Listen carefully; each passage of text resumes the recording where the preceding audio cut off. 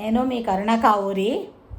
ఈరోజు అమ్మమ్మ మాట, మంచి మాట ఏంటంటే, మనం ఏది కోరుకుంటే అదే మనల్ని చేరుతుందండి. ఈ యూనివర్స్కి అంతటి శక్తి ఉంది. మనం పాజిటివ్గా ఆలోచిస్తే పాజిటివ్గా ఇస్తుంది, నెగిటివ్గా అనుకుంటే నెగిటివ్గా ఇస్తుంది. ఇందుకు ఒక ఉదాహరణ చెప్తాను. పూర్వం ఒక అడవిలో ఒక సాధువు ఒక అడవి గుండా నడుచుకుంటూ వెళ్తున్నాడండి. చాలా ఎండగా ఉంది, మిట్ట మధ్యాహ్నం. పాపం ఆ ఎండకి చాలా అలసిపోయి చెమటలు పట్టి అనుకుంటాడు ఒక గంట విశ్రాంతి తీసుకోవాలనుకుని ఓ చెట్టు కింద కూర్చుంటాడు. ఓ పెద్ద చెట్టు కనిపిస్తుంది, ఆ చెట్టు కింద నా విశ్రాంతిగా కూర్చుంటే బాగా దాహం వేస్తుంది.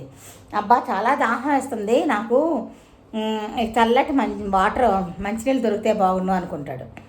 వెంటనే మంచినీళ్ళు ప్రత్యక్షమైనాయి. గబగబా చల్లటి నీరు తాగేసి, అమ్మయ్య దాహం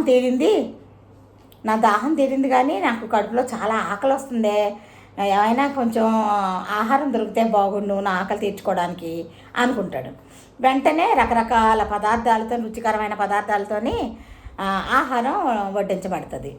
అది కూడా శుభ్రంగా కడుపు నిండా తింటాడు. ఇంకేముంది, దాహం తీరింది, ఆకలి తీరిపోయింది కదా. అక్కడ అసలే వాతావరణం, ఆ చెట్టు కింద చల్లటి గాలులు వేయడం మొదలుపెట్టింది. ఆ వాతావరణం చల్లగా ఉండడంతో ఆ చెట్టు కింద గాలి తగలడంతో ఈయనకి కాస్త నిద్ర పుంజుకొస్తుందనమాట. సరే, అంత ఆకలి తీరింది, దాహం కూడా తీరింది, కొంచెం కాసేపు గంట పడుకుంటే బాగుండు, అబ్బా నేను పడుకోవాలంటే కొంచెం మెత్తని పాన్పు ఏదైనా ఉంటే బాగుండు అనుకుంటాడు.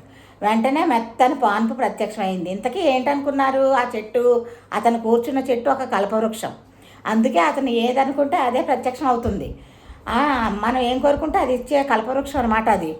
ఆ చెట్టు కింద కూర్చుని ఇలా కోరుకుంటున్నాడు. అలాగే పాన్పు వచ్చేసింది.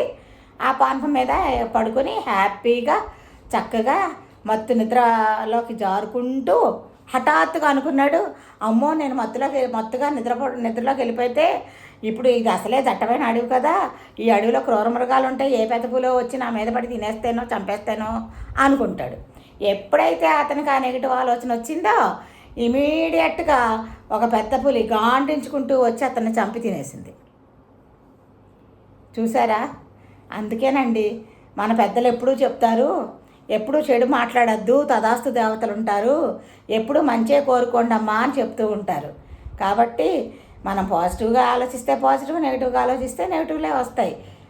మనం ఉన్నది ఈ యూనివర్స్లో, ఆ యూనివర్స్తో కనెక్ట్ అయి ఉంటాం కాబట్టి ఆ యూనివర్స్కి అన్నీ తెలుస్తూ ఉంటాయట, మన ఆలోచనలన్నీ. దాన్ని బట్టి యూనివర్స్ మనకి ఇస్తుంది. కాబట్టి ఎప్పుడూ మనం పాజిటివ్గా ఆలోచిద్దాం, ఎనర్జెటిక్గా ఉందాం. సరేనా?